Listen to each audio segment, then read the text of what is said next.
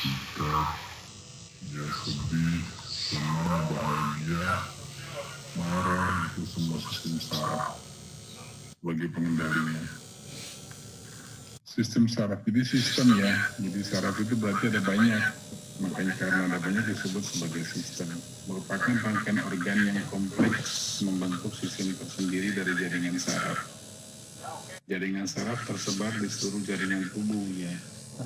Jadi nyaris tidak ada jaringan tubuh yang tidak terkena saraf kecuali satu, rambut, kuku ya, tidak terkena jaringan saraf. Udah gitu bang bangun. Sistem informasi yang terintegrasi berfungsi menerima data, jadi saraf menerima data informasi. Data itu bisa berupa cahaya, bisa gelombang suara, bisa sentuhan, bisa fisik, kimia. Ini bang. Kemudian data itu diolah Angkat mejanya itu bang. di otak, kemudian ditentukan responnya. Misalnya kita melihat Nah itu bang, saya udah ngangkat segitu doang. pemandangan indah, Gak bisa enak itu diolah di otak. Kalau kapal mah enggak bang. Melihat pemandangan yang indah, diolah di otak. Oh ini indah, bagus. Maka responnya adalah kita mendekati barang tersebut. Atau sebaliknya, ada kebakaran, kita melihat kebakaran, atau kita mendengar awas, awas, teriak orang. Kemudian diolah di otak, oh ini berbahaya, maka kita responnya adalah lari dari sumber bencana.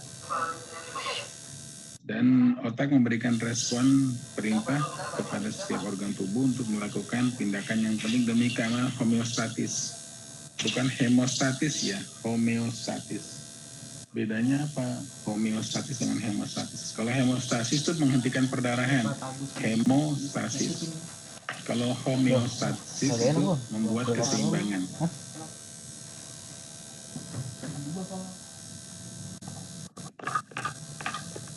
Jadi itu bedanya. Homeostatis mengatur ketenangan internal dan pemeliharaan kondisi dalam tubuh meskipun jadi perubahan pada lingkungan sekitarnya. Homeostatis misalnya gini, orang tinggal di Bandung, dingin ya, Bandung dingin. Terus pergi ke Arab Saudi, panas. Maka tubuh membuat penyesuaian namanya homeostasis. Ya, kalau hemostasis itu kenapa deh? Slide-nya nggak jalan. Slide-nya nggak jalan. Sekarang yang di slide Anda apa nih? Yang di laptop Anda apa nih? Yang judulnya. Oh, gimana ini? Sekarang kelihatan nggak? Udah Pak. Berarti nggak boleh di slideshow ya? Oke, sekarang kelihatan ya? Iya Pak. Jadi merupakan rangkaian organ yang kompleks membentuk sistem terdiri dari jaringan saraf. Sistem informasi mengintegrasi. Integrasi artinya ada sumber, ada proses, ada action. Ada aksi, ada proses, ada reaksi. Ya, homeostasis itu ini dia definisinya, pengaturan ketenangan internal. Jadi bagaimana tubuh membuat penyesuaian, ya. Kalau hemostasis itu menghentikan perdarahan. Tanpa sistem saraf manusia tidak mampu berkomunikasi, berinteraksi. Ya, jadi orang buta nggak bisa berinteraksi dengan lingkungannya dengan baik. Ya, tidak bisa berkomunikasi dengan baik. Tidak bisa adaptasi berupa lingkungan internal maupun eksternal tanpa sistem saraf. Stimulus itu rangsangan, setiap perubahan terjadi di luar. Rangsangan itu berupa eksternal maupun internal. Ya, misalnya ada makan sambal, itu rangsangan internal. Maka akan terjadi peristaltik khusus yang meningkat. Bisa eksternal, bisa cahaya, suaranya hilang Pak. Panas, dingin, alat zat kimia, ya, angin. Sudah Pak, hilang. Oh, udah bagus Pak. Sistem saraf dibagi atas dua, saraf pusat dan saraf tepi. Ya, jelas Pak. Kelihatan. Central nervous system, peripheral nervous system. Sentral pusat, perifer itu tepi. Ya, saraf pusat itu terdiri atas otak dan sumsum tulang belakang. Pertemuan kita kali ini Ya. membahas tentang Jadi selama 8 pertemuan ke depan ya. ukuran saraf ada sentral, ada pusat, ada perifer. Yang sentral itu otak dan sumsum tulang belakang. Otak itu dibagi atas otak depan, otak tengah, otak belakang. Ada yang di rumah sakit? Ya, tapi yang jelas Ada Pak. yang Anda ketahui brain spinal cord Usaha nafas. sama otak sama saraf Ada di perifer. rumah sakit. Baik itu somatik, itu gerakan otot maupun otonom, gerakan yang tidak kita kendalikan. Kalau somatik gerakan yang kita kendalikan, contohnya ngangkat tangan, bicara, itu gerakan somatik. Kalau gerakan yang tidak bisa kita kendalikan, misalnya gerakan usus, gerakan jantung, ya, itu gerakan otonom. Dibagi atas simpatis dan parasimpatis. Ya. Kalau somatis itu otot-otot lurik, kalau otonom itu otot polos. Ya. Otak dibagi atas tiga ya seperti itu, tapi sebenarnya dua. Otak besar, otak kecil. Otak besar, cerebrum, otak kecil, cerebellum. Ya. Saya cek biasanya nanti. Sistem saraf sebagai jalur utama informasi biologis bertanggung jawab mengendalikan seluruh proses biologi dan gerakan tubuh. Seperti proses biologi seperti apa? Gerakan jantung, gerakan nafas, gerakan usus, ya. Dan gerakan tubuh seperti mengangkat, berbicara, menelan dan sebagainya. Dan dapat menerima informasi dan menginterpretasinya melalui sinyal elektrik dalam sistem. Jadi kita mendapat informasi dan interpretasinya bagus, tidak bagus, indah, jelek, seram, menyeramkan, itu interpretasi namanya. Ya, ada orang ganteng, cantik, lucu, itu interpretasi namanya. Lalu sinyal elektrik dalam sistem. Elektrik itu artinya sistem saraf kita bisa direkam di kayak elektrik jantung, ya EKG. Saraf terdiri atas saraf pusat, tadi saraf perifer, tadi sudah saya sampaikan. Saraf pusat merupakan tempat proses berlangsungnya dan saraf tepi bekerja mendeteksi dan mengirim impuls elektrokimia yang digunakan pada sistem saraf. Artinya gini, saraf pusat merupakan pusatnya saraf. Ya, tadi saya sampaikan di sini untuk berpikir, untuk bergerak. Nah, saraf tepi itu untuk jadi ini direkturnya lah. Ya, ini karyawannya. Ya. Jadi somatik ini bekerja sesuai instruksi otak. Ya. Perifer itu bekerja sesuai instruksi dari saraf pusat.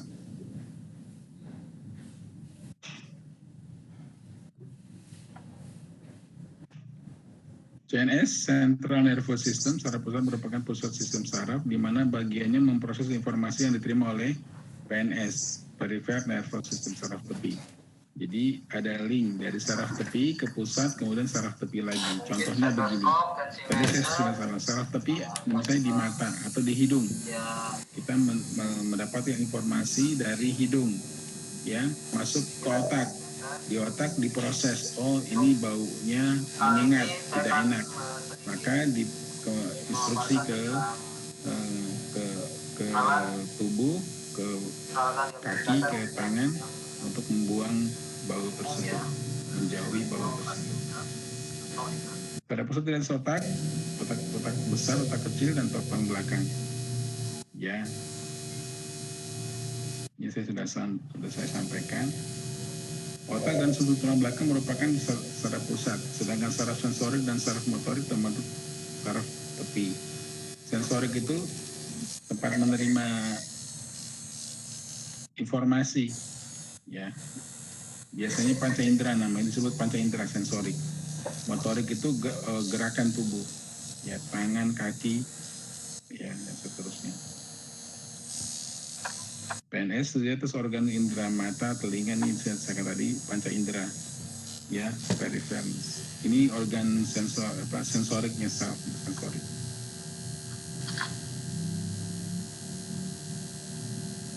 Sistem saraf somatik dan otonom merupakan bagian dari saraf motorik. Somatik dan otonom merupakan bagian dari saraf motorik. Ya, somatik contohnya saya angkat tangan, saya berjalan, atau otonomik. Otonom itu seperti jantung bergerak, otonom itu bergerak. Otonom itu artinya gerakan yang tidak bisa kita kendalikan, tapi merupakan saraf motorik karena gerak. Yang gerakan usus kita nggak bisa kendalikan. Sistem saraf berperan seperti sistem telepon. Informasi ditransmisikan dari dan ke otak. Ya betul Pak. Otak menerima informasi dari saraf sensor ini, maaf ya diulang-ulang. Apalagi itu. Jadi dari Mental unit, Pak. informasi dari lingkungan jadi kita presentasi, kemudian diberikan instruksi. Oh dental unit sama dental unit dulu ya. Informasi disampaikan oleh kabel-kabel saraf namanya neuron. Jadi kabel-kabel saraf itu namanya neuron. Ya, dari informasi dari saraf tepi ke pusat, kemudian instruksi ke saraf tepi lagi, itu dari neuron. Neuron itu ada nanti akson dan dendrit. Ya, ini saraf pusat. Benar Pak. Ya, Nggak kelihatan. ini saraf terdiri atas 3, terdiri atas 2, otak dan sumsum tulang belakang. Ini saraf pusat. Otak dibagi atas 2, otak besar, otak kecil. Belum tua Pak, sudah tidak muda lagi Pak. Kemudian ini saraf tepi merupakan informasi Bapak banyak muridnya, atau motorik banyak input mahasiswanya maupun Pak. output. Saraf tepi sensorik neuron, sensor neuron itu adalah panca indera. Kemudian diproses di pusat, kemudian di actionnya di perifer lagi, baik gerakan otonom maupun gerakan non otonom atau somatik namanya. Otonom itu involuntary, somatik voluntary. Teman-teman udah kelihatan belum? Somatik itu dikendalikan oleh kita. Ya, otonom Ya, tidak sudah, Pak. dikendalikan oleh kita. Misalnya begini, kita melihat benda yang menyeramkan, ya, melihat diproses di otak, kemudian di otak diproses. Nggak bisa, ini nggak Pak. benda Nanti menyeramkan. nggak bisa jalan Kemudian Pak slide-nya. keluar instruksi ke jantung, jantungnya berdebar-debar. Itu otonom. Somatiknya apa? Lari, kabur, gitu. Nangkep ya. Sensoriknya misalnya melihat kupu-kupu indah, Nggak bisa Pak. diproses di otak. Oh, kupu-kupu ini cantik, bagus, ya. Nggak bisa Pak. Nanti Pingin takutnya bermain nggak sama jalan Pak kalau di kupu-kupu, slide kata show. otak. Kemudian instruksinya adalah gembira, Kelihatan nggak Pak? kemudian mendekat. Iya, nggak kelihatan kenapa ya? Iya mau Kira-kira demikian. kalau di slide show emang nggak bisa Pak. Otak dan sudut tulang belakang. Otak merupakan pusat kendali tubuh. Namanya Iya, juga tergantung saraf laptop ya, Pak. Pusat, jadi pusat kendali tubuh. Bobotnya 2% dari total berat badan. Di otak kita 1 sampai 1,5 kilo. Memerlukan 20% oksigen dalam tubuh. Jadi kalau kita menghirup oksigen dari paru-paru, Iya Pak. 20% itu lari ke otak. Iya Pak. Ya, 80% lari ke seluruh tubuh. Otak terdiri atas dari batang otak, cerebrum, otak besar, dan cerebellum, otak kecil. Ya, otak terdiri atas 3, cerebellum, cerebrum, otak besar, cerebellum, otak kecil, dan yang menyambungkan otak besar dengan sisi tulang belakang namanya batang otak. Batang otak ini yang bagian otak yang menyambungkan otak ini dengan sumsum tulang belakang. Sharing ke teman-teman Panjangnya sumsum tulang belakang relatif berbeda-beda, ya, tergantung usia ya. tidak ada Jadi otak itu terdiri atas 2 sebetulnya, otak besar, otak kecil. Antara otak dan sumsum tulang belakang dihubungkan dengan batang otak. saya Begitu. ke teman-teman atau ke siapa aja yang istilah kata Otak mengenai terdiri atas 2 bagian grey, bagian abu-abu, bagian putih. Yang di luar berwarna abu-abu, dalam berwarna putih. besar atau kecil selalu ada manfaat. Nah, itu pengulang karena rigid Gray matter itu bagian susunan saraf otak yang mengandung serabut saraf yang tidak bermielin. Dan ini selabung otak. Jadi kalau Anda pernah melihat kabel, ada bungkus kabel. Ya, kalau melihat kabel, ya, pernah melihat kabel kan ya? Akan ada bungkusnya. Ada yang berwarna merah, ada yang berwarna biru. Nah, mielin ini seperti bungkus kabel. Selalu Setengah 3 Pak. selubung saraf. 14.20. Ya, kalau gray matter itu tidak bermielin. Korteks cerebral yang bagian dalam sumsum tulang belakang. Bisa di korteks cerebral, korteks itu bagian luar daripada otak besar, dan sumsum tulang belakang bagian dalamnya. White matter itu yang berwarna putih, white, ya, yang mengandung mielin, ya, yang mengandung mielin. Mielin itu adalah selubung saraf, selubung neuron, selubung sel neuron. Ya, kalau pernah lihat kabel itu ada bungkusnya. Proses pembelajaran, maka ketika menengok ke belakang, cuma sedikit. Otak ditutup dilindungi oleh tengkorak, sumsum tulang belakang dilindungi oleh tulang belakang. Ada 3 selaput otak. Selaput otak namanya meninges. Jadi Ada 3 macam, 3 lapis meninges. Yang pertama bagian luar namanya dura mater, bagian tengah namanya arachnoid, bagian dalam namanya pia mater. Bagian pia mater ini bagian kalau di otak kepala, ya di otak. Dura mater ini adalah bagian lapisan otak yang nempel dengan tulang otak, dura mater. seperti apa dan bagaimana Ya, kalau pia mater ini bagian lapisan otak yang menempel dengan otak. atau Ya, ini dia nih. Ini tulang otak nih, tulang kepala. ada impuls listrik ya.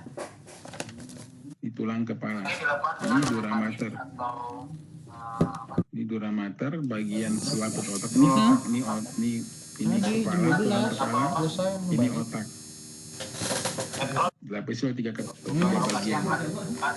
Dura mater, bagian selaput otak yang menempel dengan tulang kepala, dan pia mater warna hijau, bagian selaput otak yang nempel dengan otak langsung. Di tengah-tengahnya ada arachnoid. Di sini tempat pembuluh darah ya. Di arachnoid ini terdapat pembuluh darah. Nah, di arachnoid ini terdapat cairan otak.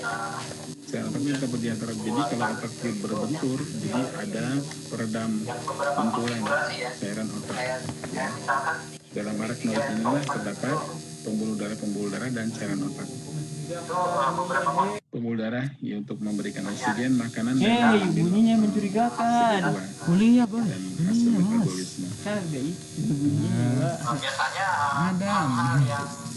Ini susun tulang belakang. Kalau ini kan otak, kepala. Kalau ini susun tulang belakang. kekebalan otot jantung, kerusakan Ini kejauhan ya. Ya, ini bagian gray, bagian white. ini biasanya Kalau ini tulang belakang, pia mater yang nempel dengan susun tulang belakang. Yang dura mater yang menempel dengan tulang belakang. bagaimana Jadi bedakan antara tulang belakang dengan sumsum tulang belakang. Sumsum tulang belakang itu adalah dengan menggunakan alat saraf. Tulang belakang itu adalah tulang. Ya. menghasilkan gambaran Ini anterior, ini posterior. untuk pembacaan Kita udah bicara kemarin tentang posisi anatomi, apa itu anterior, apa itu posterior. Jadi pembacaan ranahnya ini anterior root. Jadi ini depan, ini belakang. kerusakan bagian jantung segala macam. Ya.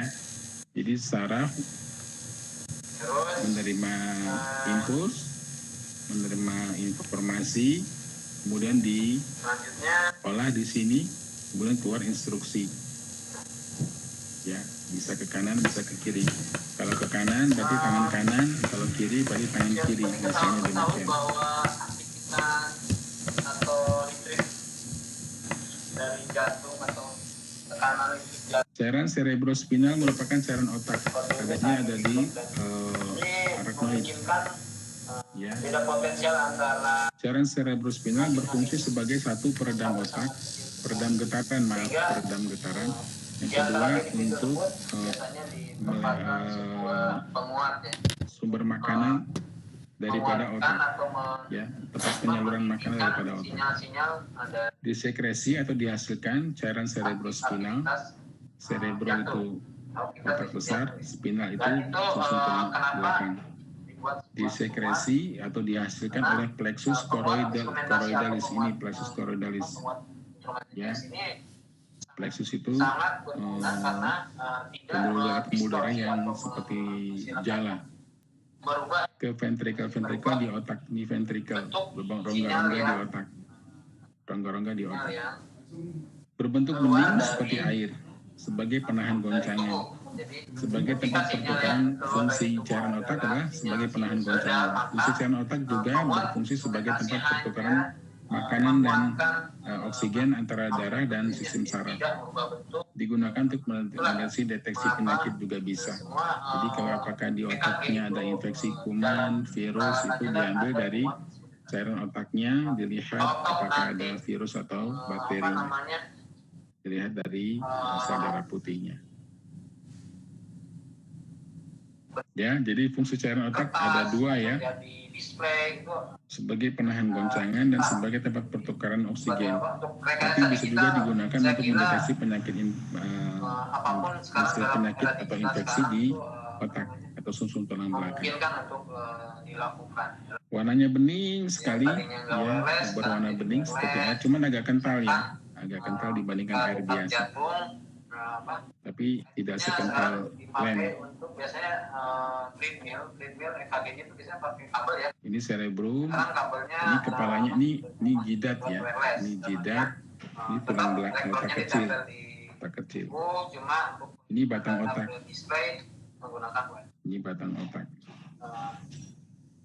Kalau udah output, ini talamus yang hijau dalam otak ini dalam otak ya, yang warna hijau ini dalam otak, talamus yang merupakan pusat daripada instruksi rajanya hormon ya.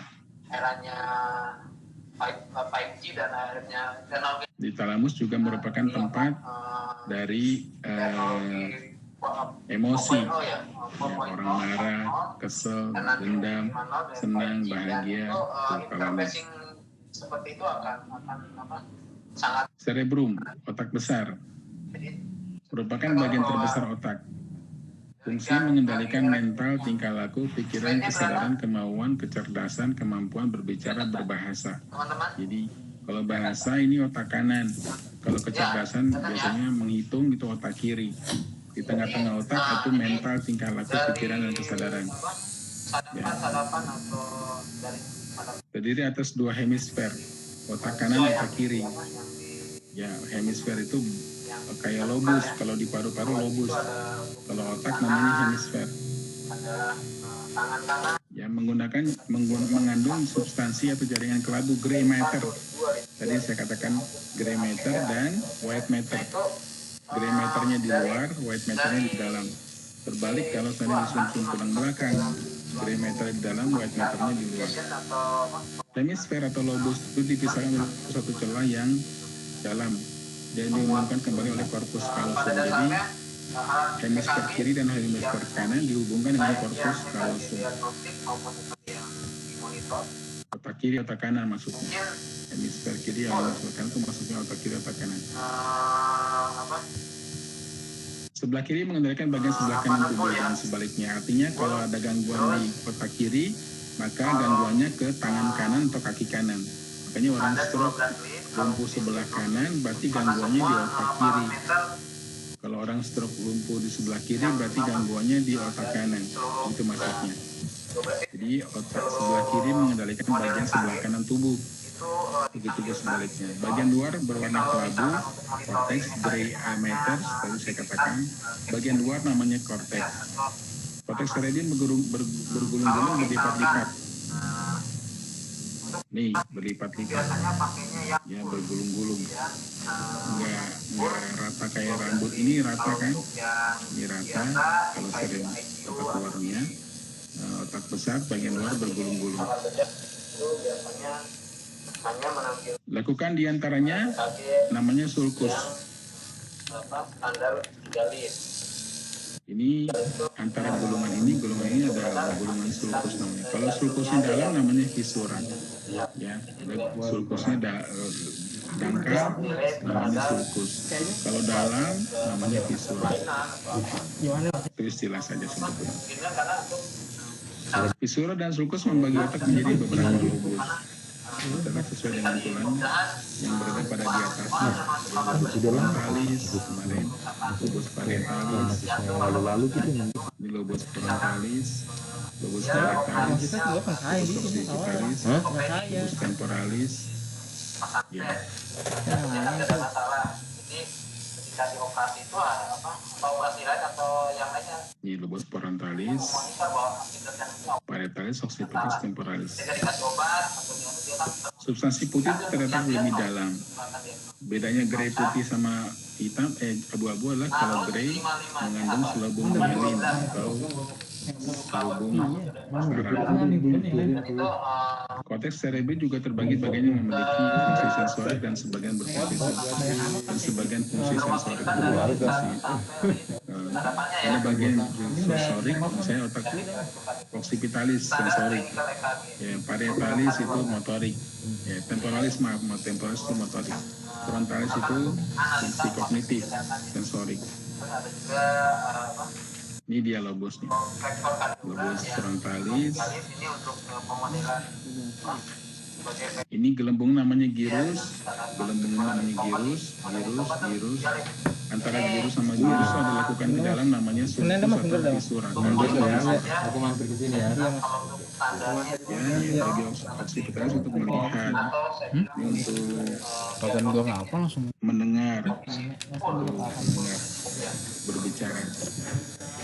sementara untuk yang monitoring Bagian otak terbesar kedua, bagian otak belakang. atau kondisi kesehatan jadi Di bawah cerebrum, otak kecil ya, cerebellum. apa namanya Kalau otak besar namanya cerebrum, kalau otak kecil namanya kembali lagi cerebellum. ke blok di atas Berada di bawah secara belakang cerebrum. elektrikal Ini di bawahnya ini, mungkin teman-teman di bawahnya occipital. Ini dia, permasalahan di bawahnya occipital. nama saya juga mungkin paham teman-teman juga adalah bagaimana Ya, EKG ini berada di bawah cerebrum pada bagian belakang tengkorak, berperan dalam koordinasi otot dan menjaga keseimbangan. Jadi karena ini pada masih ahli sirkus, kabel bisa jadi kabel pemain sirkus itu karena otak kecilnya bagus. Orang main gitar, main piano, koordinasi ototnya bagus itu karena otak kecil. Kalau otak kecilnya terganggu, maka gerakannya kayak gerakannya kaku, ya kayak robot. sehingga Gerakannya robot, perbaikannya biasanya sih koordinasinya nggak bagus karena otak kalau kecilnya zaman sekarang terganggu. sih enak ya jadi Ya, biar kalau keseimbangan terganggu, misalnya tidak menggunakan limbung, instrumen nggak bisa jalan, nggak bisa tegak, sekarang itu modelnya seperti replacement board. Jadi, seperti ada gempa bumi, ya mungkin tidak ada yang bisa masih menjaga pesan, keseimbangan, teman-teman itu gangguannya di bisa otak kecil. sharingnya halo Pak yang tipe lama Pak yang tipe lama ada Hemisfer sebelah cerebellum mengandalkan tonus otot dan sikap posisinya sendiri. Beda dengan korteks cerebrum. Jadi kalau cerebellum, otak kecil, ada ya itu mengendalikan sisinya sendiri. Kalau cerebrum kan replacement board sisi sebelahnya. Jadi kalau gangguan di otak kan kiri, rata-rata sih dari replacement board maka berdampak ke anggota tubuh kanan. Kalau cerebellum itu sejajar. Kalau gangguan di otak kiri, otak kecil kiri, gangguannya di sebelah kiri. SMD Gangguannya otak kecil kanan, gangguannya di sebelah kanan. Itu bedanya otak besar sama otak mahasiswa kecil. belajarnya udah yang kita sini semua Batang otak, ya, menghubungkan otak dengan sumsum tulang belakang. Tadi saya sudah sampaikan otak cerebrum, cerebellum dihubungkan dengan medulla spinalis atau tapi tadi sumsum tulang belakang lama-lama mungkin melalui masih batang otak. Batang otak terdiri atas dua, medulla oblongata dan pons. power api yang mungkin ya Ya, pons ini menyampaikan sinyal dari jadi kalau cerebrum yang ke terbaru cerebellum. sih aplikasi Cerebrum ke cerebellum dari otak besar ke otak kecil lewat pons. Medulla oblongata dari bagian bawah otot menghubungkan pons dengan sumsum tulang belakang. tidak memungkinkan Ya. untuk di pusat jantung dan pusat bernafas dan aliran darah dan pembuluh darah. Penguatnya itu Coba kita gambarnya, kita kalau lihat. zaman sekarang Ini dia. sudah tidak memungkinkan Pons, mengganti. ini medula oblongata. Pons Jadi harus fungsinya komunikasi antara cerebrum dengan cerebellum. Itu pons. Kalau medula oblongata fungsinya dari otak besar, dari otak kecil paling ke analisa sumsum tulang pasti belakang analisa ya. lewat medula oblongata. Oh ini Kalau otak pusatnya besar buat sama ini. otak kecil lewat pons. Pusatnya selama ini sih Kalau otak besar otak kecil menghubungkan ke sumsum tulang saya belakang pengalaman lewat sendiri medula ya, oblongata. alat Di sini kaki pusat saya itu jantung, dari pusat tiga alat bernafas, error itu dan pusat kesadaran. satu dot kabel dan yang lainnya sisanya itu buat touchscreen, Ya. keypad dan mungkin CPU board. Nah, itu dan itu Talamus menerima impuls dari reseptor sensorik, menyampaikan fungsi ke bagian tepat di cerebrum. Ya. susah Hipotalamus mengatur suhu tubuh, lapar, haus, marah, lelah, dan mengendalikan kelenjar pituitary gland, kelenjar hipofisis yang berfungsi untuk udah nggak bisa karena hormon. misalnya power Kelenjar up paling bisa pituitary adalah itu untuk rajanya hormon. itu Rajanya hormon. Jadi untuk perbaikan hormon diatur atau oleh kelenjar penggantian pituitary. Jadi hormon seluruh tubuh hormon diatur oleh hipotalamus. Keduanya berada di otak bagian depan, semakin mudah dekat digunakan cuma frontalis. perbaikan juga Ya. sebenarnya Talamus itu di atasnya hipotalamus, namanya talamus menerima impuls. Jadi hipotalamus ini diatur oleh talamus. Hipotalamus lebih mengatur suhu tubuh, mungkin kan jaminan hormon, rasa lapar, haus, marah, dan sebagainya. Talamus mengatur semuanya dari kecerdasan, kepintaran, kalau di emosi, dan sebagainya. ada keluhan. Tapi kalau bisa diganti part, Jadi misalnya gini, orang lapar nih, lapar tiba-tiba talamus dapat berita nggak bagus, maka rasa lapar hilang. mungkin diubah kalau sekarang Misalnya orang yang lagi tenang, model lama mungkin masih tiba-tiba ada ya. talamus mendapat informasi berita yang tidak nyaman, maka tiba-tiba marah. Begitu. Cuma kalau yang sekarang udah Talamus memberikan informasi ke hipotalamus. Hipotalamus juga sebagai pusat mengendalikan kelenjar pituitary, itu rajanya hormon. di layar semua. Ini Ini corpus callosum yang menjadi penghubung otak kanan dan otak kiri. Ini talamus, ini hipotalamus. kemudian nanti Ya, bisa tadi fungsi talamus dengan saya pengetahuan disampaikan sebagai tempat sumber informasi. minimal kita bisa mengetahui Menerima ini impuls, reseptor, dan sensor menyampaikan informasi ke bagian tepat di cerebrum. Semua informasi dari otak depan, otak atas, otak belakang lari ke talamus. orang juga Talamus nanti menyuruh hipotalamus untuk membuat respon marah, senang, sedih, capek, dan seterusnya. kalau misalnya saat Dalam talamus ada limbik system. Limbik ini sistem mental, sistem emosi. Ya. terus saat itu apa sih? Jadi ada orang yang baperan, berarti limbik sistemnya baperan. Di satu, di dua tidak muncul. Dikit-dikit marah, dikit-dikit marah. Ada orang pemaaf, ini otak kecil. Ini pons, ini medula oblongata. Pons berfungsi untuk otak komunikasi otak besar dengan otak kecil. Medula oblongata berfungsi untuk komunikasi antara otak besar dan kecil dan sumsum tulang belakang. Misalkan dari tangan kanan dan sadapan tangan kanan dan Ini sudah saya sampaikan tadi. ini Frontal, parietal, terus ada temporal, juga occipital. tadi ya Ini sadapan. pons, ini medula. Terus Ini namanya sadapan ini yang medula sadapan spinalis. Ini medula oblongata atau batang otak. lengan kanan, lengan kiri itu sadapan. Brainstem ini batang Itu otak. namanya sadapan ekstremitas. Ini sama dengan yang tadi. Sadapan dua adalah dito dengan elektroda negatif di lengan Ini namanya gyrus. positif di kaki kiri. Namanya yang ini gyrus. Antara gyrus sama gyrus ada lekukan namanya sulcus kalau dangkal, visura kalau visura nih, kalau dalam. Kita tak mengetahuinya. Antara kalau dalam satu lobus namanya sulcus, kalau lobus satu dengan lobus lain namanya visura. Monitoring kaki. Nah, bentuk sinyalnya seperti ini. Nah, Otak mengendalikan bagaimana tubuh manusia bekerja. Ingat saya katakan tadi kalau manusia nggak punya otak berarti nggak bisa ngapa-ngapain ya. Gerakan sadar, ada gerakan tidak sadar. kapan dia gelombang? Gelombang B Gerakan sadar namanya susunan saraf somatik, itu saraf perifer ya. relatif saraf perifer dibagi dua, sadar dan tidak sadar, involunteer atau volunteer, somatik atau involunteer. Yang tidak sadar dibagi atas dua, sensor simpatis dan parasimpatis. Terus kapan dia ada interval P dan R? Sadar ini gerakan yang kita kendalikan. Gerakan tidak sadar adalah gerakan tidak bisa kita kendalikan, jantung, usus, dan seterusnya. PR antara P, QRS, ada interval T,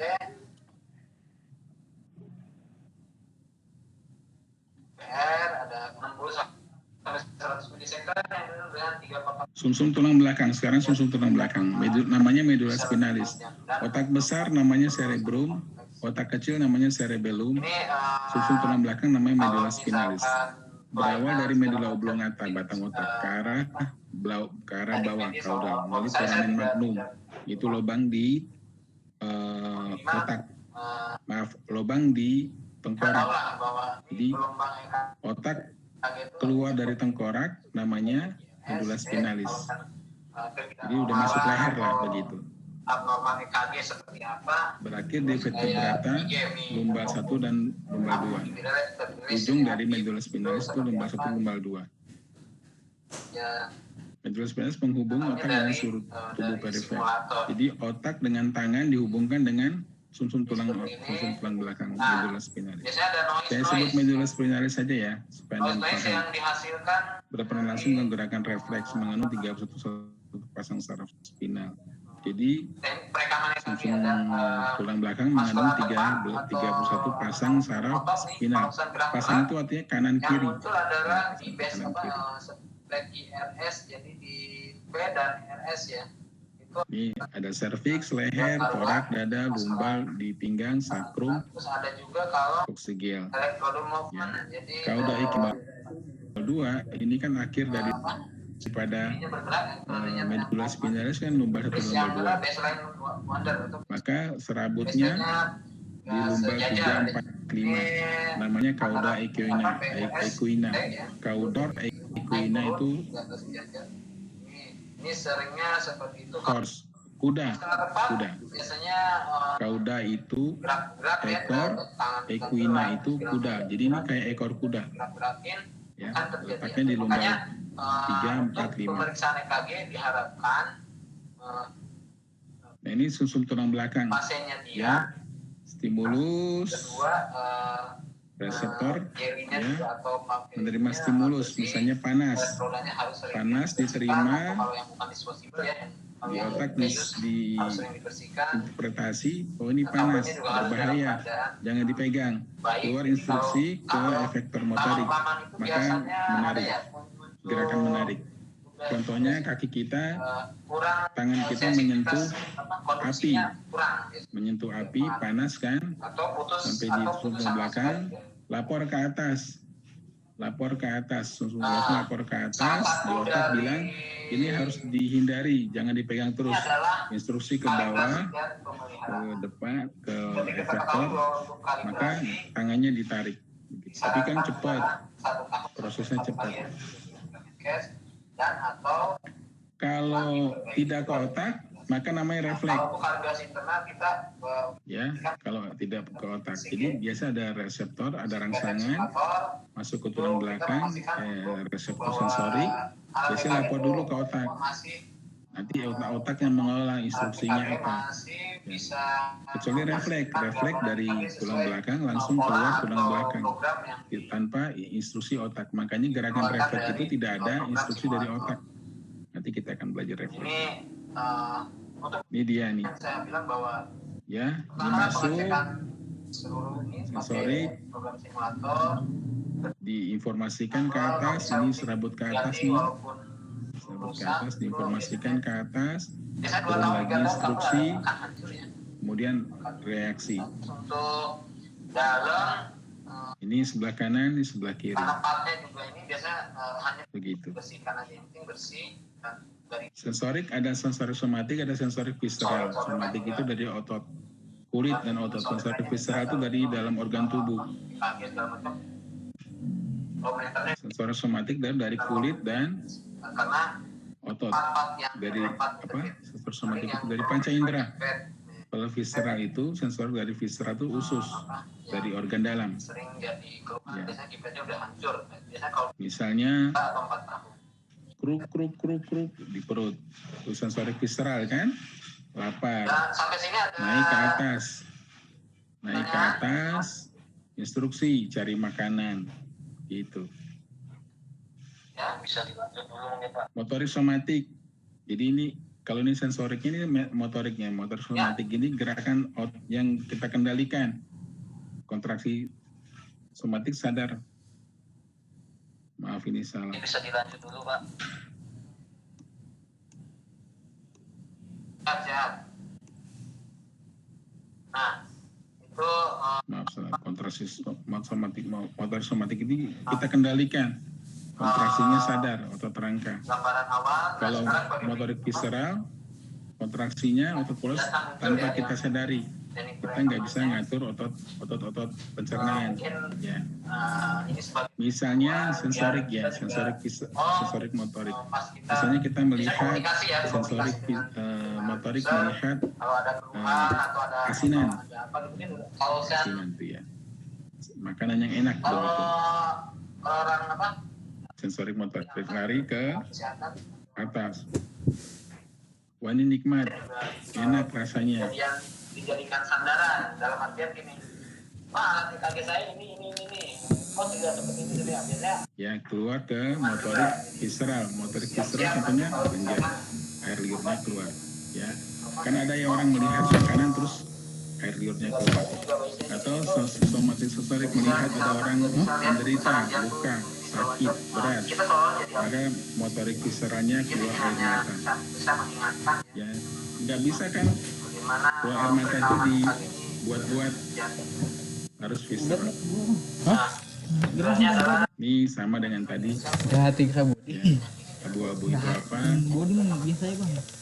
Gray matter itu apa? Berbentuk huruf H. Apa sih bang? Jadi kalau di otak abu-abunya di luar ya, di korteks. Kalau di medula spinalis abu-abunya di dalam. Foto gitu. Fotoku mah aku udah 2 kali dipoto. Ini bahasa-bahasa kedokteran. Nah, sadapan tadi yang biasanya sadapan ada terdiri dari sadapan Interneuron itu adalah ini. Ini sensorik, ini motorik. Ini interneuron namanya. satu mereka beda potensi. Jadi yang menghubungkan sensorik dengan motorik interneuron. Mau foto lagi? Iya. Tapi ada fotonya kok kemarin. Berarti ya, Ntar aku kirim ya. sensorik itu misalnya panas masuk ke saraf tubuh belakang medula spinalis, naik ke atas instruksi marah, instruksi menjauh, disampaikan ke interneuron dari motoriknya menjauh bergerak. mereka potensi pada RA di mana RA bukan tangan Ini saya sudah sampaikan tadi. Ada sensorik somatik dari luar tubuh, ada sensorik visceral dari dalam tubuh. Ya, ini sensorik. Ya. Kalau motorik visceral ada motorik visceral itu air liur, motorik somatik itu gerakan menjauh atau mendekat. positif tangan Di antaranya ada interneuron. nah ini kalau digambar jadi APR ya sadapan ini ada APR Fungsi substansi putih itu bagian luar memungkinkan komunikasi antara sumsum tulang belakang dan di antara otak atau sumsum tulang. 2 tipe utama serabut saraf yang menaik ya membawa informasi sensori dari tubuh ke otak. Tadi saya sudah sampaikan ya. Ada serabut saraf yang menaik atau ascending. Serabut saraf yang menurun atau descending. D1 ya Mana contohnya tadi? garis garis kanan Nah ini dia. yang 2 di Ini ada serabut saraf yang naik, ascending, ada serabut saraf yang turun, descending. Yang naik ke atas, lapor ke otak, turun ke bawah, laporan dari instruksi dari otak. garisan B5 sejajar garis ini Ini descending. jadi Ya, descending ini tadinya membawa informasi motorik. Motorik itu instruksi ya, dari otak ke sumsum tulang belakang. Nah, ini kanan kiri dan kanan. Sistem saraf tepi. Terus ke bawahnya gitu. Ya, sistem saraf tepi ada 31 pasang. Nah, garis Ya, tusuk ya. keluar dari serabut dari saraf spinal, baik serabut motorik maupun sensorik penyebar pada ekstremitas dan dinding tubuh. 31 di sumsum tulang belakang, 12 di otak. Membuat kesadapan energi yang berkualitas. 5. Nah, ini saraf perifer. Ini saraf perifer. Kanan kiri kan pasang. Panel belum Kalau sumsum tulang belakang ada 31 pasang. Kanan, kiri. Ya. Kalau di otak ada 12 pasang kanan, kiri. Begitu. Ini perifer. Ini susunan saraf pusat. Ini susunan saraf tepi. Yang mana Pak? Ya. 6 Pak. 6 orang. Dari berapa? 20. Ini 31 saraf spinal. 8 di leher, 12 di torak, 5 di lumbal, 5 di sakral, 1 di oksidal. Ini istilah-istilahnya. Yang Satu tadi set, Yudisium udah keluar. 8. Yang tadi Yudisium udah keluar. Apa singkatannya? Ektode, ekstremitas, dan perikodial. Ini saraf tepi. Ini saraf pusat. Ini saraf tepi. Ini susun tulang belakang medula spinalis. 31 jumlahnya. Kabelnya ada 2 ya. Yang sering diganti adalah Nah, leher bagian biru, dada bagian lumbal, bagian dada sama abdominal, sakrum bagian kaki, panggul, coccygeus bagian kaki. Ya, ini kuning, merah, ya, hijau, ini hijau, ini leher biru. Jadi kalau ada kesemutan di sini, kemungkinan gangguannya di leher, kesemutannya di perut, gangguannya di kesemutannya di kaki, gangguannya di lumbal. Terus, nah ini penjelasannya biasanya ini ada Nah, ini saraf kranial, saraf otak. Kalau saraf susun tulang belakang ada 31 pasang. Kalau saraf di otak ada 12 pasang. Ini namanya harus dihafal ya.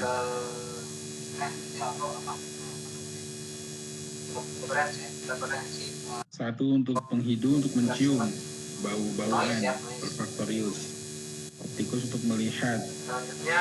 Motorius itu gerakan bola mata. 3, 4, 6 gerakan bola mata.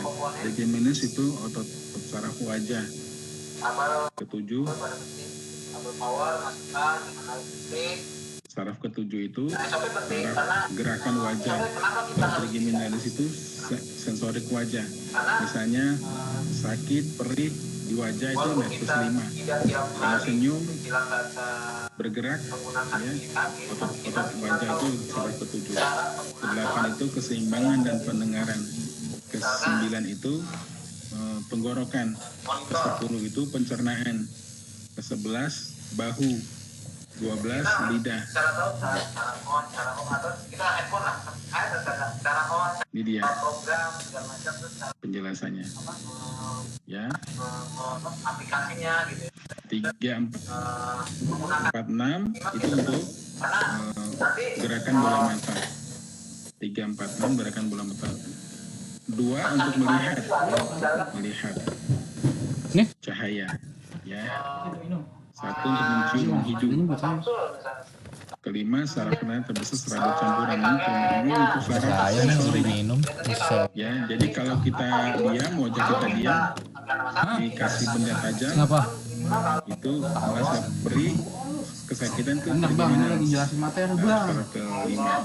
Ke-7 itu gerakan motorik. Kalau sensoriknya trigeminus, motoriknya fasialis. Siapa aja bang ngomong bang? Ini aja. Tinggal dibaca aja. Lah udah bang.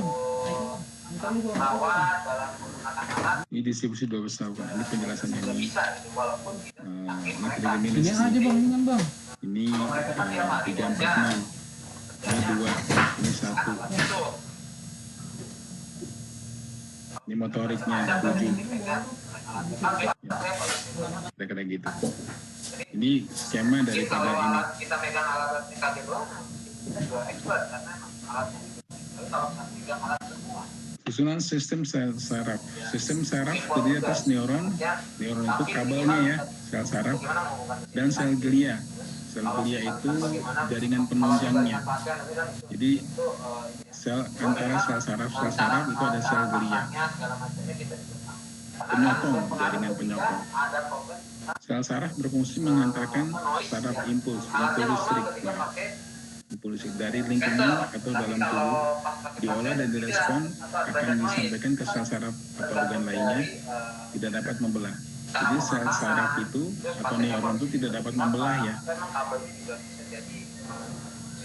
Sel glia penyokong yang merupakan sel pendukung pada otak dan susun tulang belakang, mengisi ruangan di antara sel-sel saraf, tidak mengkonduksi impuls listrik. Jadi dia tidak mengantarkan impuls listrik. Pada sel-sel saraf, sel glia ini membentuk mielin atau selubung bagi akson. Ya, selubung bagi akson. Atau akson itu kabelnya ya. Selanjutnya adalah mempengaruhi kecepatan pengantaran. Jadi kalau sel saraf mengandung mielin itu cepat impulsnya. Sel saraf yang tidak mengandung mielin itu lamban impulsnya. Penyebaran listriknya lamban sekali. Siapa yang membentuk mielin ini? Sel glia. Kalkulasi Neuron atau sel saraf merupakan satuan dasar sel sistem saraf. Ya, satuan sel saraf itu adalah selnya. Satuan saraf itu adalah sistem saraf itu adalah selnya, sel saraf. Namanya neuron. Memiliki ciri struktur tertentu yang membedakan dengan sel tubuh yang lainnya. Strukturnya ada dendrit dan akson. Pada bagian tengah neuron ada serabut tipis menjulur namanya akson. Merupakan serabutnya neuron melaksanakan fungsinya. Fungsi serabut akson menyampaikan isyarat. Jadi motorik ya. Motorik menyampaikan isyarat dari dan ke otak. Yang saya bilang tadi panjang ke atas ke bawah itu kita susun tulang belakang. Isyarat ini disampaikan antara neuron ke neuron lainnya. Disebut sinaps. Sinaps itu kayak sendi. Kalau sendi itu antar tulang, kalau sinaps itu antar neuron. Ya, kalau sendi antar tulang, kalau sinaps itu antar neuron.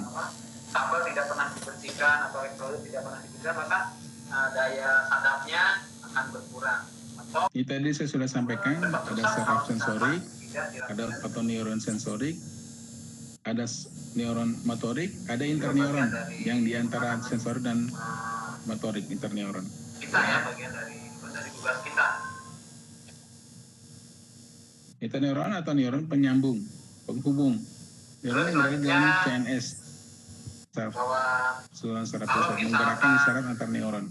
Aferen sifatnya sensorik, eferen sifatnya motorik. Tadi saya sudah sampaikan. Aferen A itu masuk, E exit artinya keluar. Biasanya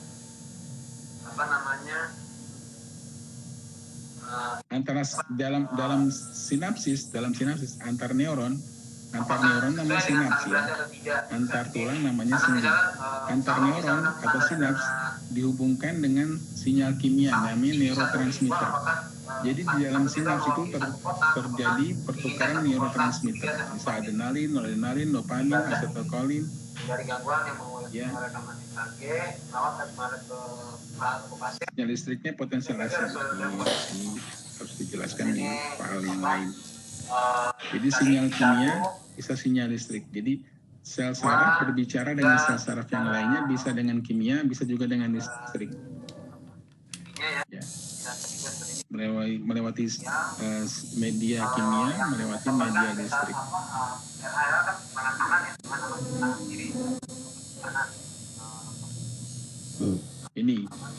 Ini sel saraf. Yang Ini dendrit. adalah aksesorisasi Yang yang cabang-cabang pendek itu namanya dendrit. perhatikan. Yang panjang namanya akson. Akson ini ada selaputnya. Karena kita lihat ini selaputnya yang berbuku-buku ini bisa panjangnya 2 mili, bisa panjangnya 2 meter. Ya, bisa panjangnya 1 mili, bisa panjangnya 1 meter. Akson ini yang mengandung mielin. Mielin dibuat oleh sel glia. Ya. Dendrit ini sensorik, menerima rangsangan, menerima informasi, menerima impuls. Kemudian disampaikan melalui akson ke motorik atau ke sel sensorik lain, ke sel akson yang lainnya. Jadi bisa saja ini kita lihat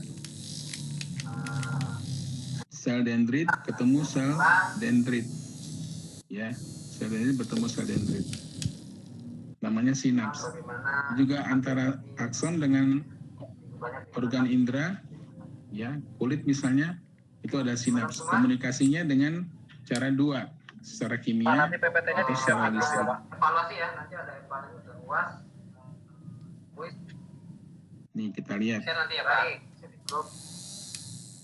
Nanti ada baik. Saya apa? Ini contohnya apa ya? Oh, benda panas. Merah sensorik. Apa namanya? Ya. Tangan, jari tangan menyentuh benda panas. Sensorik sampai ke tulang belakang lari ke atas. Nanti kuis Sampai di otak diinterpretasi, oh ini berbahaya, turun instruksi ke motorik mengatakan jauhi benda berbahaya itu. Begitu cara kerja tubuh kita seperti itu. Cuman ya nggak lama begini, cepat. Untuk minggu Interneuron itu membawa informasi antara sel saraf yang ditemukan di otak langsung ke belakang. Jadi tidak ada interneuron di saraf perifer, hanya di otak dan sistem tulang belakang.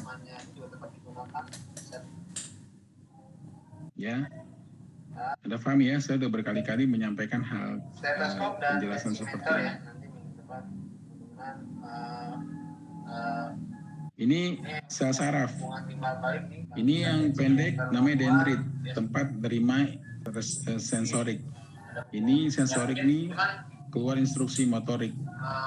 Nah, ini namanya sinaps.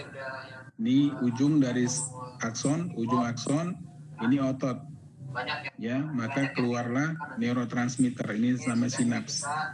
Yang saya katakan kalau di tulang namanya sendi. Kalau di saraf namanya sinaps. Keluarlah zat-zat kimia, adrenalin, bradikinin, nanti materi akan saya asetilkolin dan sebagainya. Ya. Ini yang biru-biru ini mielin, selubung mielin. Untuk apa selubung mielin ini? Untuk mempercepat impuls. belum Pak, belum ya? Untuk mempercepat impuls. Siapa yang membentuk selubung mielin? Sel glia.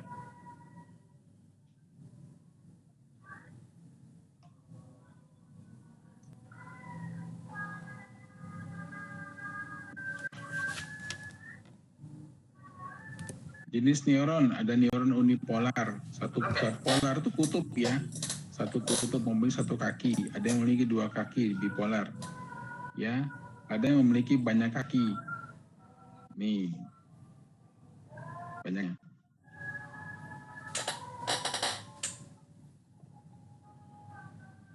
Ini dendrit. Ya, ini akson. Ini terminal. Ini ujungnya. Ini nodus Ranvier. Akson. Akson adalah tempat instruksi komunikasi satu sel menginstruksikan ke sel yang lain, ke sel saraf yang lainnya. Dendrit itu menerima informasi yang memberikan instruksi, itu akson.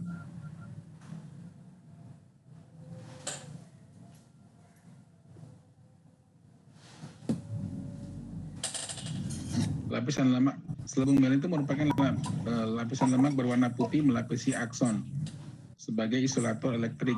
Ya, tidak semua sel mengandung mielin. Fungsi meningkatkan kecepatan sinyal saraf akson.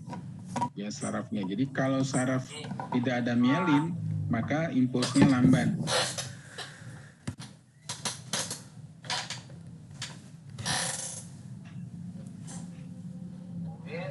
Bagaimana neuron berkomunikasi? Neuron berkomunikasi melalui sinyal atau potensial aksi. Potensial aksi itu bermuatan listrik. Ini kayak kejutan listrik ya. Saya cepat aja, ini harus ketemu langsung.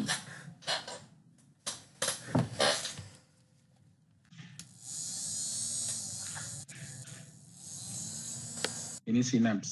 Jadi atas ujung saraf, membran pasca sinaps sel yang kontak dengan posinaps. Celah sinaps yang terletak di antara keduanya. Jadi kalau namanya tulang disebut juga sebagai sendi. Ini. Pak belum muncul Pak, belum tampil. Ini sel saraf. Ini caranya potensial aksi. Kita lihat.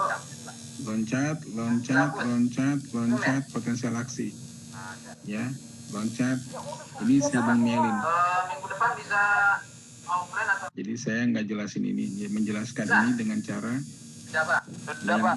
ini potensial aksi. Tadi evaluasi. Ini gambarnya, loncat. Ini selubung mielin, antara selubung mielin ke selubung mielin namanya nodus ranvier. Ya, jadi loncat, loncat listriknya loncat ya. Listriknya loncatnya listriknya. Enggak lu bang.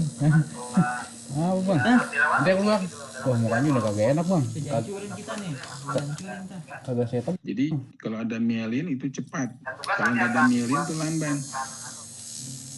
Karena dia bergeser, bergerak bergeser. Kalau ini loncat. Ya. Itu bedanya antara akson yang tidak mielin dan akson yang mengandung mielin.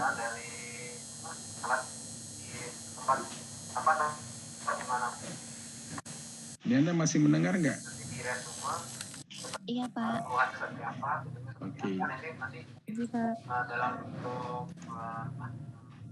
Loh, kok? Kenapa ya? Makalah biasa.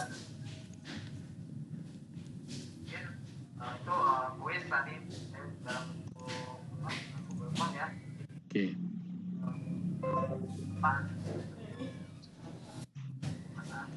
Neurotransmitter. Neurotransmitter nih saya ambil contoh tadi di ujung saraf ya. Mana tadi ujung saraf? Ini ujung saraf. Ini ujungnya akson. Ujungnya akson. Maka ini keluar berbentuk neuron. Jadi komunikasinya ada potensial aksi sampai ke ujung. Sampai di ujung berbentuk zat kimia, namanya neurotransmitter. Neurotransmitter berbentuk zat kimia. Ya, keluarlah zat kimia masih dari aja saraf terus. mielin, akson ini ujung sarafnya. Gimana, Keluarlah Pak? zat-zat namanya neurotransmitter Itu suaranya itu aduh nggak bisa dikecilin. untuk komunikasi dengan sel Apa yang saraf penting lain atau fungsinya? dengan Bukan masalah fungsinya bro, itu Iya. membuat salah kaprah, salah pemikiran, mikir bisa jorok. Neurotransmitter adalah suatu senyawa kimia endogen yang menyampaikan, memperkuat, memodulasi Saya nggak sinyal mau. antara neuron dengan sel yang lainnya. Bisa meningkatkan, bisa Coba pakai yang dua menguatkan, ampere. bisa menahan. Mereduk bentar, senyawa kang ini. Bisa apa? Jadi Berada pada vesikel sinaps. Vesikel itu belundung. malam minggu nih bos. Belundung. Mana kita nih? Res liaran kawan. Waduh. Kayak vesikel itu kalau orang kena air panas, maka akan keluar belendung.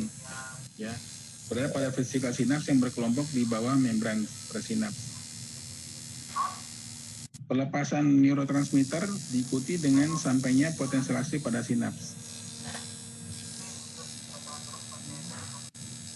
Nih. Ini belendung-belendung ya. Ini namanya vesikel. Dalamnya ada neurotransmitter.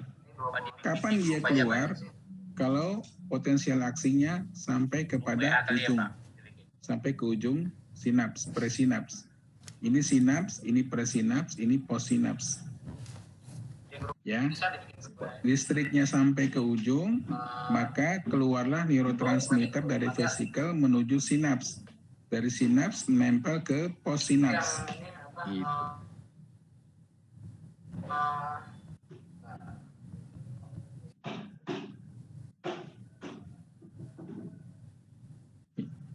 Ambil lagi ngajar. Ya, ngerti ya?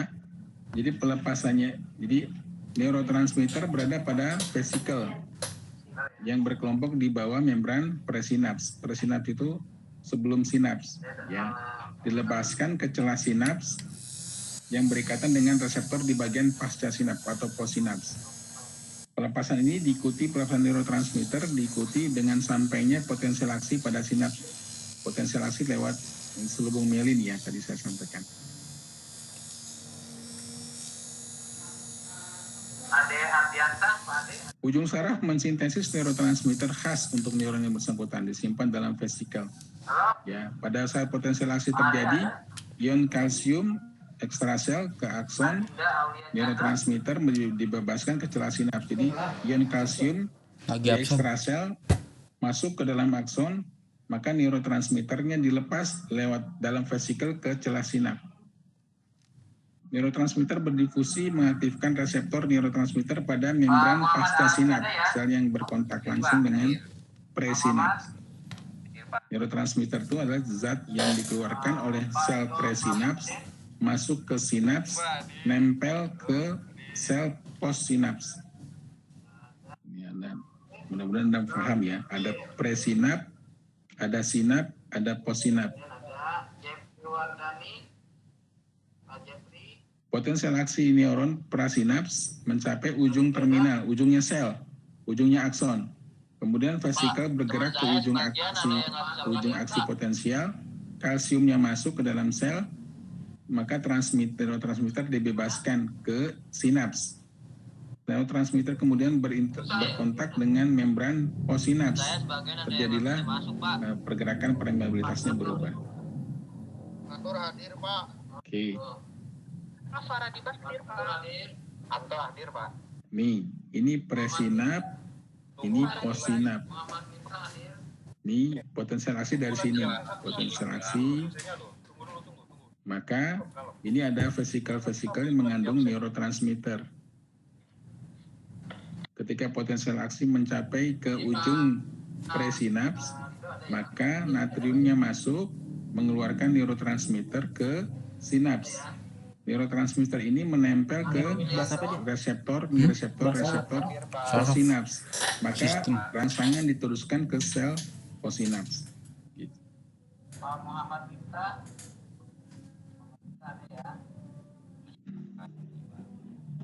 Nah, ini nama-nama neurotransmitter. Ada cholinergic, atau asetylkolin, ada dopaminergic, atau dopamin, fungsinya ini, ya. Ada noradrenergic, bagus nih Bang. ya, berperan regulasi tekanan darah dan kerja obat antidepresan. Ada adrenergic, noradrenergic, ada adrenergic, untuk berperan sama dengan noradrenergic, ya. Yang payahnya di mana? Ada adrenalin dengan non-adrenalin. Meja, tapi nggak ngerti aja. Ini nama-nama neurotransmitter. GABAergic, Kan meja yang pas serotoninergic. Udah bener nih gua. Ya, nama-nama neurotransmitter. Udah nggak sahabat Bang. Nggak Udah dihafal kayak aja. anjing, kayak gak ada rasanya. Sama bang, tadi juga begini juga sakit banget bang. Eferen. Tadi aferen itu sensorik ya, eferen itu motorik. Mengatur hubungan antara bagian dalam tubuh, tegangan otot, dan tekanan darah dengan lingkungan. Gerakan itu melalui serabut motorik dan visceral. Yang berperan serabut eferen adalah cholinergic dan noradrenergic. Yang berperan pada serab eferen. Tahu eferen ya?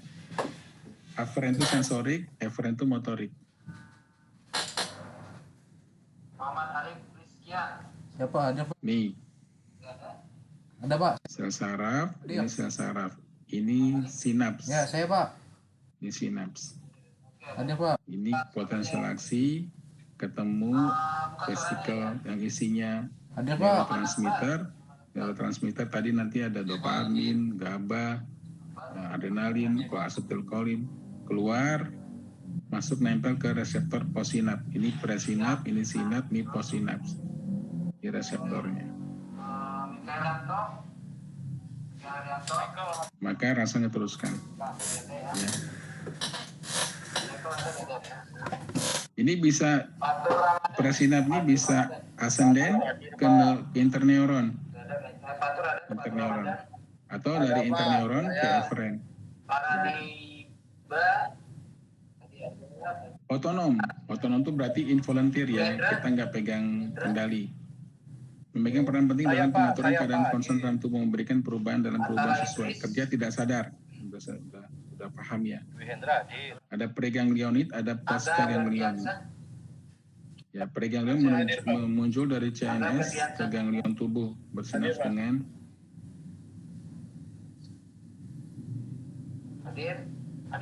tadi ya, ke atas, yang ke bawah.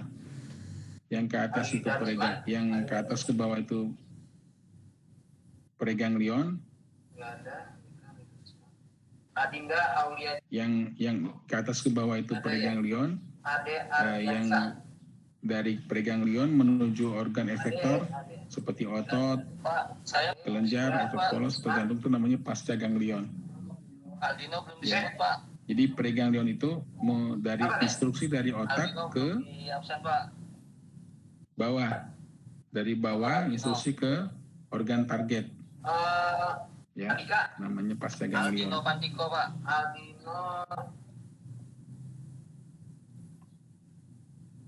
Otonom terdiri atas simpatis dan parasimpatis, berbeda anatomis maupun fungsinya.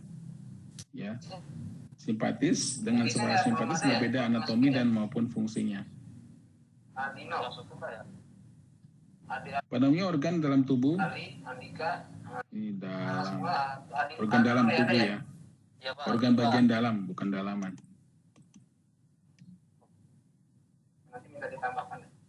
Organ bagian. Saya juga Pak. Siapa? Atau visceral dipersarafi oleh kedua sistem tersebut. Jadi mempersarafi makanya nggak dicantumin Pak namanya. Usus, lever, rektum. Ya, usus besar, usus halus, itu sarafnya saraf otonom, terdiri atas ganglion dan preganglion. Muhammad Fajar ya? Ya. Yang disebut sebagai simpatis atau parasimpatis. Stimulus sistem saraf simpatis biasanya akan menghasilkan efek berlawanan dengan stimulus sistem saraf parasimpatis. Susunan saraf simpatis. Ya, bila satu sistem merintangi fungsi tertentu, sistem lain bisa menstimulasinya. Jadi antara simpatis dan parasimpatis ini bertolak belakang. Sama Pak, terima kasih Pak. Aktivitas simpatis, vasokonstriksi, membuat pembuluh darah mengecil, pembuluh darah itu berkontriksi. Naiknya kerja jantung ini fungsinya ya, simpatis. Kalau parasimpatis berlawanan, vasodilatasi, turunnya kerja jantung, tekanan darah turun, sirkulasi lancar, ya, kadar gula darahnya turun.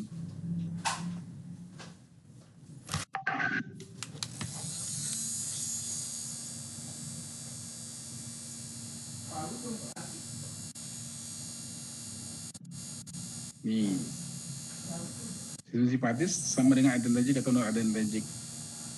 Kalau parasimpatis sistemnya asetilkolin. Ya, jadi kalau simpatis, ingat aja kalau orang sedang dikejar anjing, ya itu ada simpatisnya naik. Kenapa? Karena vasokonstriksi, kerja jantung naik, tekanan darah naik, sirkulasi darah cepat, glukosanya naik, relasi pupil dan seterusnya.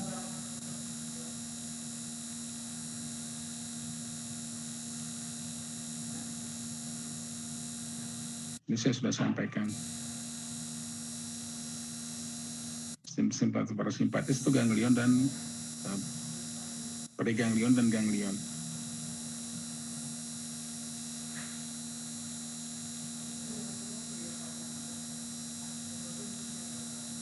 Terletak di depan kolumna vertebralis. Kolumna vertebralis itu artinya kolom vertebrata.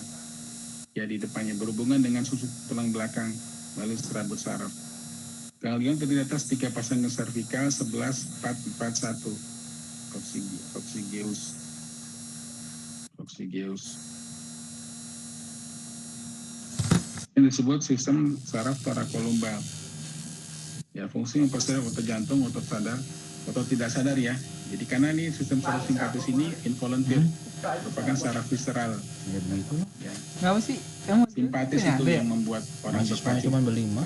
Berpacu jantungnya parasimpatis orang Dia nggak mau membuat. ngajak kalau cuma Jadi kalau sedikit. simpatisnya itu Lah kan orang jadi memberikan tergesa-gesa, doang, ya. kalau parasimpatis Dia orang mau jadi ngantuk, nyoplen. Lah kagak jantai. santai, lemas, Nggak begitu. tahu lah. Itu bedanya. Orang tua. Kemudian ini tema terakhir refleks.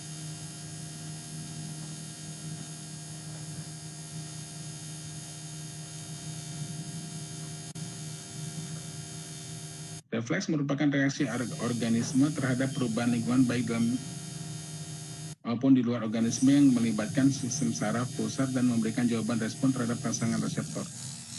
Saya menjelaskan lewat grafik aja ya, gambar, tidak lewat tulisan.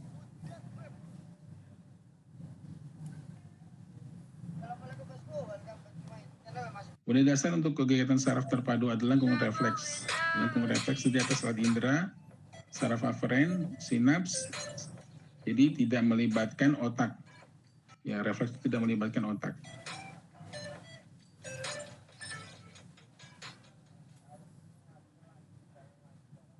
Kegiatan di lengkung refleks dimulai di reseptor sensorik berupa potensial reseptor, ini tadi berpotensial aksi ya, potensial aksi itu. Apakah keluar neuron interneuronnya, neurotransmitternya atau tidak keluar neurotransmitternya. Kalau gagal berarti neurotransmitternya tidak adekuat. Nih gambarnya. Kan sensorik ke atas normal ya, turun instruksi ke bawah motorik.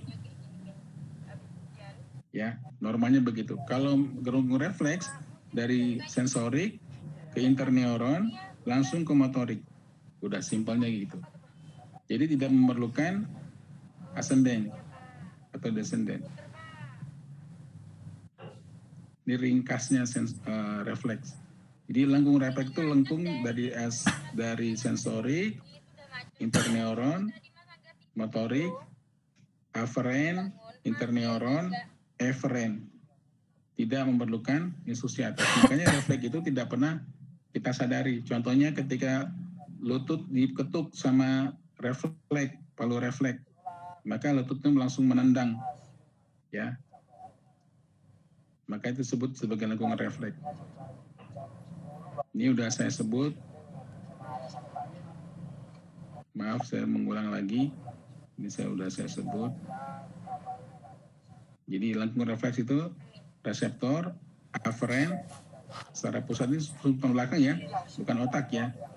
Eferen, efektor, udah begini aja. Jadi tidak melibatkan otak, hanya melibatkan tulang belakang. Maaf ini saya ganti aja supaya tidak salah. Hanya alat-alat. Zoom. Kan emang ini perbaikan Pak yo. Tulang belakang. Perbaikan. Cuman iya kayak gini guys, soalnya kan durung rampung tapi di dari lewat terus soalnya ini mungkin jalan satu-satunya ya jalan provinsi gitu kah? Oh jalan utama gitu loh Rek. Jadi ya kayak gini. Jadi lengkung refleks. Macet panjang. Ya, jadi tidak melibatkan atas. Macet. Buriku gak roh. Reseptor, interneuron, efektor, langsung respon. Ini contohnya palu refleks, ya. Lutut Anda dipukul sama palu, hammer refleks. Jadi sensorik, interneuron, motorik, langsung ototnya kontraksi, kakinya menendang, begitu.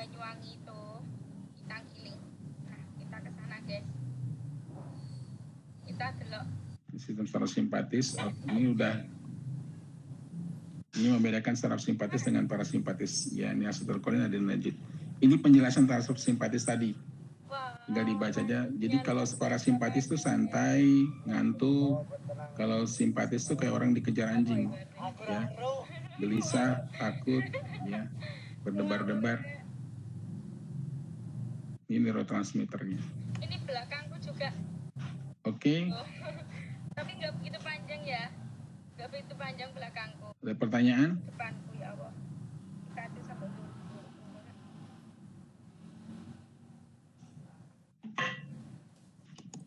Halo? Bapak saya mau nanya. Iya. Yang slide 49.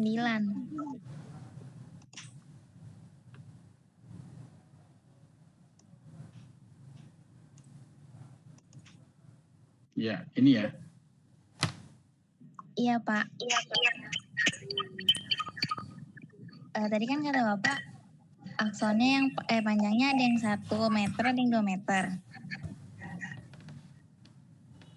Iya.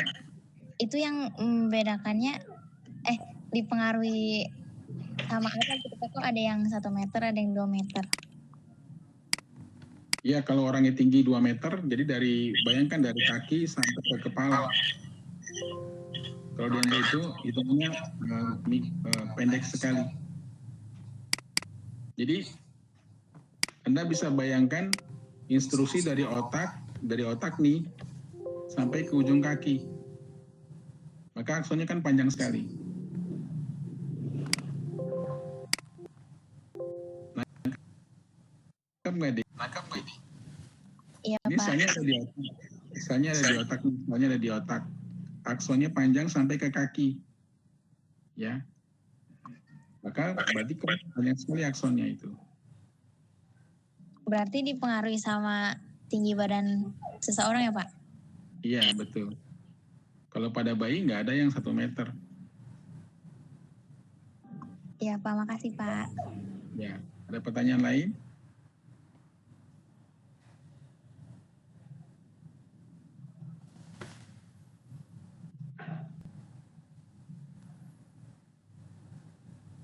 Sudah jelas semuanya? Sudah Pak.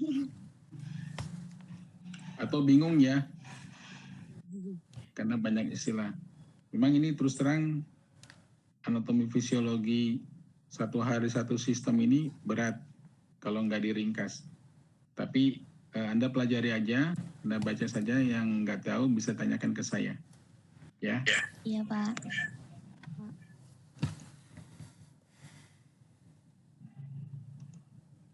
Baik, terima kasih Di.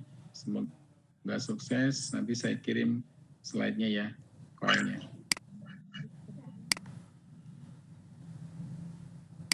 Terima kasih, saya pamit ya. Iya Pak, terima kasih Pak. Ya, Assalamualaikum warahmatullahi wabarakatuh. Waalaikumsalam warahmatullahi wabarakatuh. Terima kasih Pak.